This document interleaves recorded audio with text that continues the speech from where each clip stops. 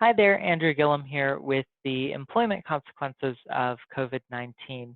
I think that as we're in the recovery process and kind of considering as we move more into an after-action review phase, it will be important to evaluate how this pandemic affected employment and the economy, because employment has consequences on people as well. If you're not able to work, if you're not able to support your family, that has mental health consequences and other impacts that are also significant, as is a actual infection.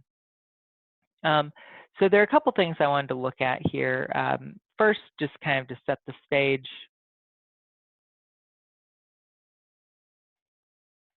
I wanted to look at kind of how the cases grew over time, and you'll notice that New York had their peak.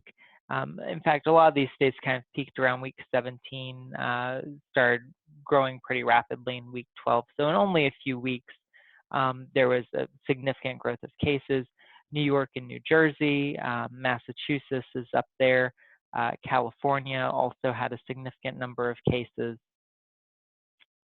And I think what this indicates to us is that there are a lot of population concentrated in very small areas, and it's a side effect of kind of the urbanization philosophy, or the movement we've seen of people just gradually over time towards cities, which has been going on since the Industrial Revolution. People are moving out of rural areas into densely packed urban areas.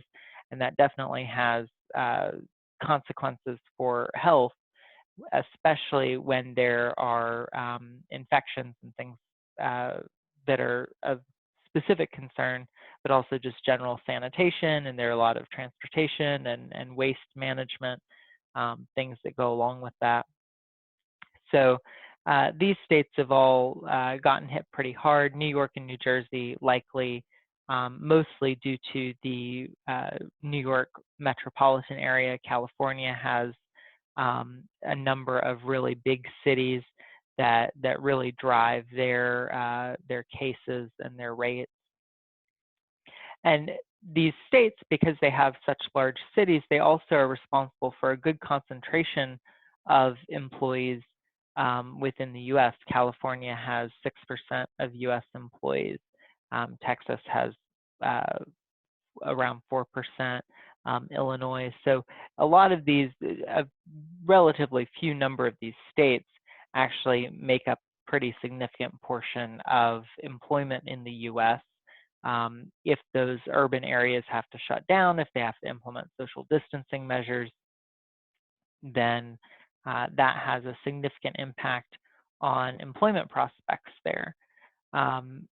So I wanted to kind of look at that and see how that looks with the unemployment rates, because a lot of these denser areas had to take more dramatic measures to contain the spread of the virus. You'll notice that California is approaching a 14% unemployment rate. Louisiana is 15.9%. They have a really big city in New Orleans, which also happened to have some events that were going on right around when the community transmission in the U.S. started. Atlanta has a significant unemployment rate, almost 18%. Illinois isn't doing great. Michigan also has over 20% unemployment. And then the Northeast has also been hit very hard just because of these very densely populated areas. So I was also kind of curious what this looks like by industry. And so this chart lays out the breakdown of employment by industry and by state. So for instance, California has a significant percentage of government employees, and we can go and look at the kind of the service the transportation warehousing, that's a significant portion for a lot of these states.